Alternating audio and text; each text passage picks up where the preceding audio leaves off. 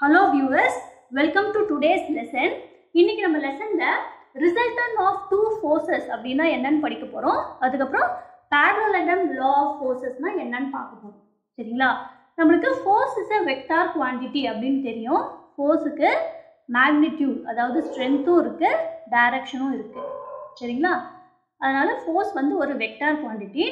Resultant of two forces அதாவது ஒரு particle மேல நமக்கு ரெண்டு ஃபோர்ஸ் ஆக்ட் பண்ணுது, P1 and P2 ரெண்டு ஃபோர்ஸ் ஆக்ட் பண்ணுது அப்படின்னு நம்ம எடுத்துக்கிட்டோம்னா in that case நம்ம வந்து ஒரு சிங்கிள் ஃபோர்ஸ் நம்மளால ஃபைண்ட் அவுட் பண்ண முடியும். அந்த சிங்கிள் ஃபோர்ஸ் வந்து Rன்னு எடுத்துக்கிட்டோம்னா இந்த R அப்படின்ற இந்த ரிசல்டன்ட் ஃபோர்ஸோட எஃபெக்ட் எப்படி இருக்கும்னா அந்த ரெண்டு ஃபோர்ஸ் ஆக்ட் பண்ணுது இல்லையா, P1 and P2 அதனோட கம்பைன்ட் எஃபெக்ட் தான் இந்த ரிசல்டன்ட் ஃபோர்ஸ் R இருக்கும். சரிங்களா? அதனால தான் இதுக்கு என்ன சொல்கிறோம், நம்ம ரிசல்டன் ஆஃப் டூ ஃபோர்ஸஸ், ரெண்டு ஃபோர்ஸோட ரிசல்டன் ஃபோர்ஸ் என்ன இருக்கும், அந்த ரெண்டு ஃபோர்ஸோட கம்பைன்ட் எஃபெக்ட் தான் ரிசல்டன் ஃபோர்ஸ். சரிங்களா? இதில் இந்த P1 and P2 அப்படிங்கிறது என்னன்னா காம்பனன்ட்ஸ் ஆஃப் ஆர். ஆர்ன்றது resultant force, P1 and P2 are known as components of R. சரிங்களா?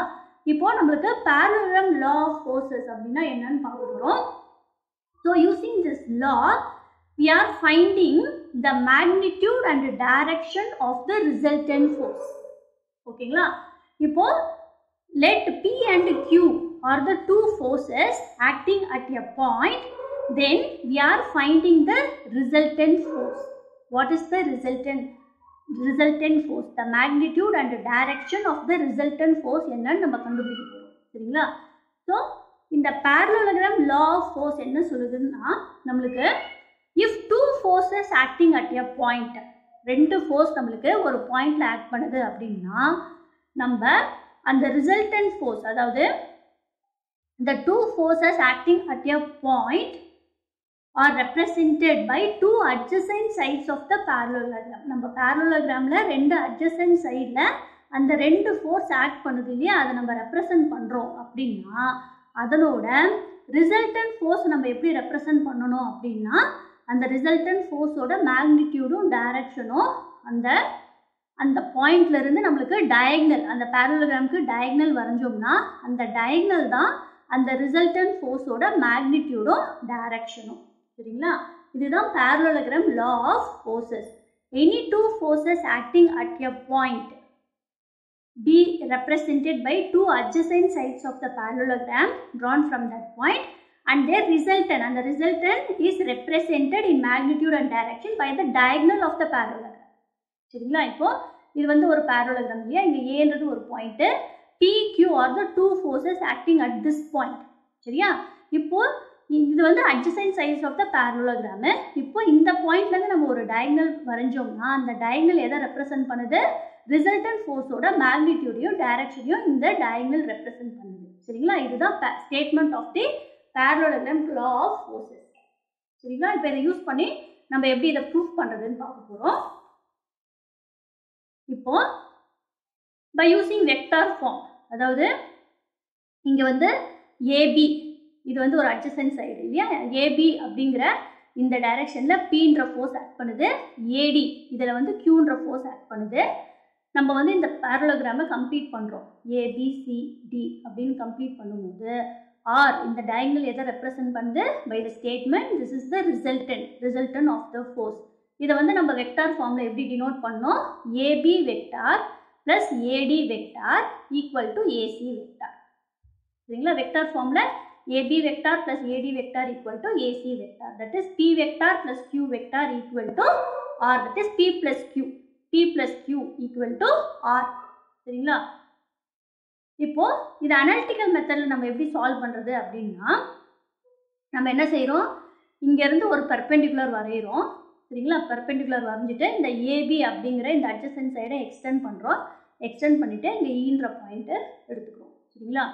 நவ் பை சால்விங், இது எப்படி அனாலிட்டிக்கல் மெத்தட்ல நம்மளுக்கு இந்த ரிசல்டன்ட் R வெக்டாருக்கு நம்ம R அப்படிங்கிறது ரிசல்டன்ட் ஃபோர்ஸ் இல்லையா, இந்த ரிசல்டன்ட் ஃபோர்ஸுக்கு மேக்னிடியூட் டைரக்ஷன் எப்படி ஃபைண்ட் அவுட் பண்றது அப்படின்னு நம்ம பார்க்க போறோம்.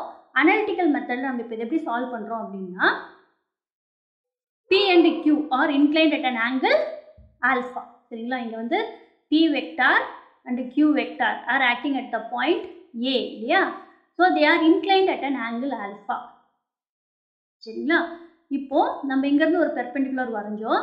இப்போ theta is the angle made by the resultant force with P.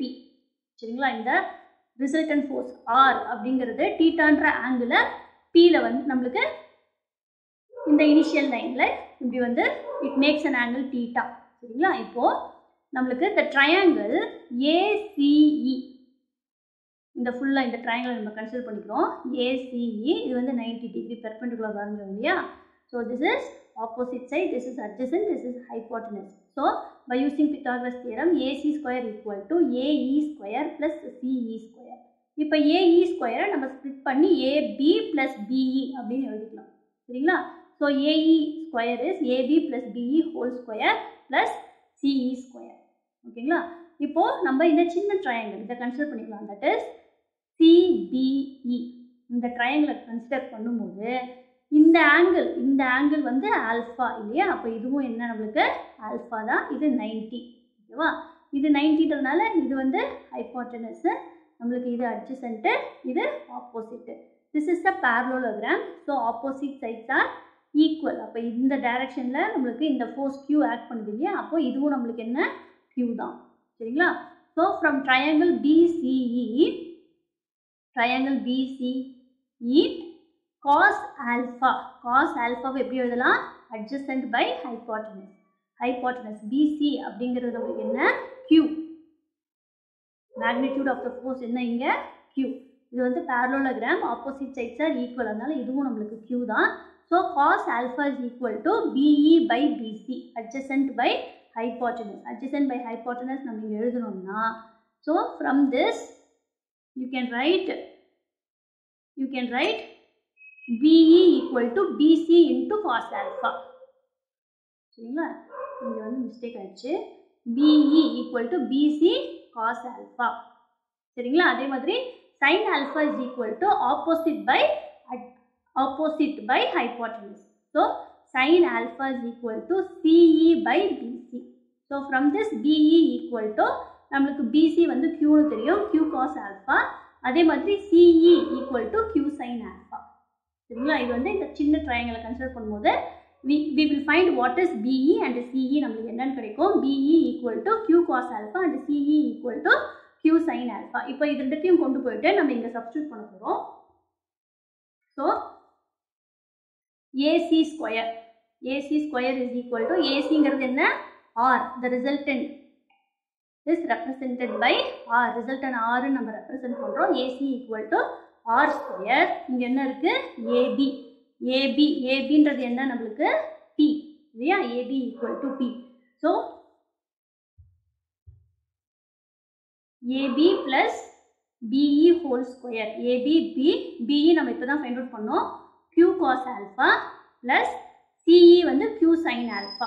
So P plus Q cos alpha whole square plus Q sin alpha whole square.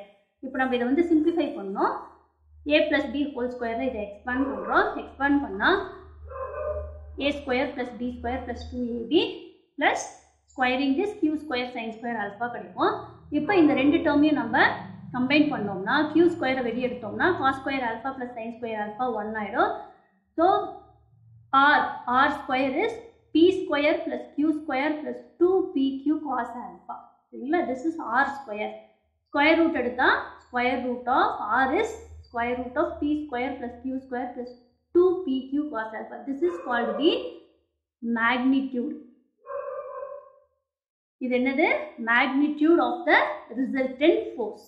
Magnitude of the resultant force. இப்போ இந்த triangle ACE, இந்த triangle ACEல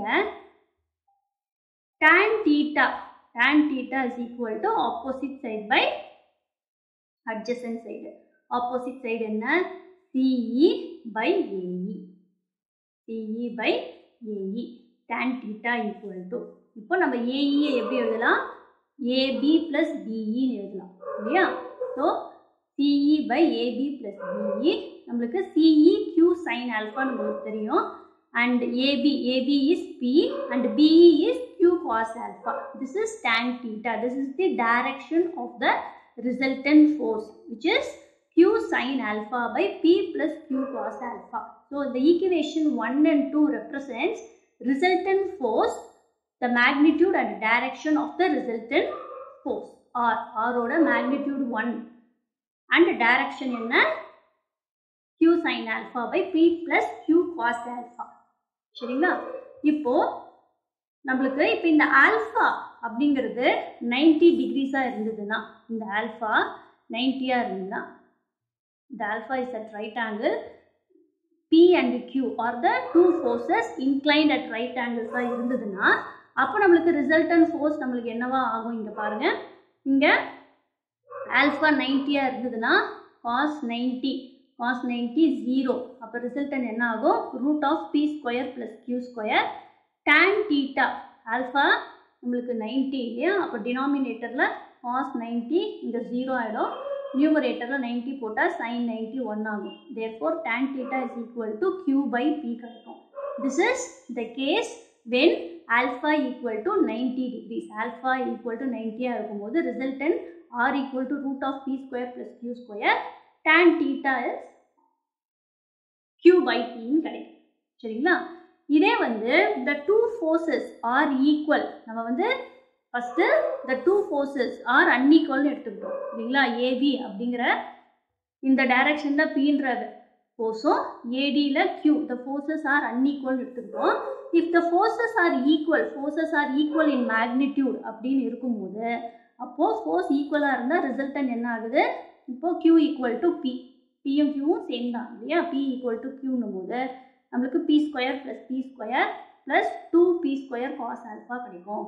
இதை ஃபர்தராக நம்ம simplify பண்ணுறதுக்கு p square plus p square 2p square வெளியெடுத்தா ப்ராக்கெட்டுக்குள்ளே 1 plus cos alpha கிடைக்கும். இந்த 1 ப்ளஸ் cos alpha நம்ம எப்படி எழுதலாம்? 2 cos ஸ்கொயர் alpha by 2ன்னு எழுதலாம். சரிங்களா? ஸோ 2 into 2 4, ரூட்லேருந்து நம்ம வெளியில் எடுத்தோம்னா p ஸ்கொயர் என்ன ஆகும்? 2p cos alpha by 2. This is the resultant magnitude of the resultant when the two forces are equal. ரெண்டு ஃபோர்ஸும் ஈக்குவலாக இருந்தால் resultant forceோட magnitude என்ன கிடைக்கும்? 2p cos alpha by 2 கிடைக்கும். சரிங்களா? tan theta நம்மளுக்கு என்ன கிடைக்கும்? நம்மளுக்கு q sin alpha by p plus q cos alpha இருந்தது இல்லையா? pயும் qவும் ஈக்குவல். ஸோ இங்கேயும் நம்ம p போட்டோம்னா, இங்கேயும் p போட்டால் டினாமினேட்டரில் pயை காமனாக வெளியெடுத்தா நியூமரேட்டர்லையும் டினாமினேட்டர்லையும் p கேன்சல் ஆகிடும். p கேன்சல் ஆகிடுச்சுன்னா நம்மளுக்கு sin alpha by 1 plus cos alpha கிடைக்கும். இதை நம்ம ஃபர்தராக சிம்பிளிஃபை பண்ணுறதுக்கு sin 2a equal to 2 sin a cos a அந்த ஃபார்முலா யூஸ் பண்ணுறோம். So this is 2 sin alpha by 2 cos alpha by 2. 1 plus cos alpha by 2 cos square alpha by 2 எழுதலாம். இதெல்லாம் வந்து இங்கே வந்து cos கேன்சல் ஆகிடுச்சுன்னா 2வும் கேன்சல் ஆகிடும். sin alpha by 2 by cos alpha by 2 tan alpha by 2. Therefore what is theta? Theta அதனால நமக்கு என்ன கிடைக்குது? alpha by 2ன்னு கிடைக்குது. சரிங்களா? Therefore if the forces are equal, the diagonal bisects the angle BAD. Force நம்மளுக்கு ஈக்குவலா இருந்ததுன்னா இந்த diagonal வந்து நம்மளுக்கு இந்த BAD bisect பண்ணும் இல்லையா? நம்மளுக்கு என்ன கிடைச்சது? theta equal to alpha by 2. Therefore if the forces are equal, the diagonal bisects the angle BAD. சரிங்களா? So this is the parallelogram law of forces. இந்த law நம்ம எதுக்கு யூஸ் பண்றோம்? Any two forces are acting at a point, then we can find the magnitude and direction of the resultant force which will act along the diagonal of the parallelogram. சரிங்களா? அந்த resultant forceோட magnitudeும் directionும் diagonal வழியா act பண்ணும். இதுதான் நம்மளுக்கு parallelogram law of forces அப்படிங்கிற இந்த law நம்மளுக்கு சொல்லுது.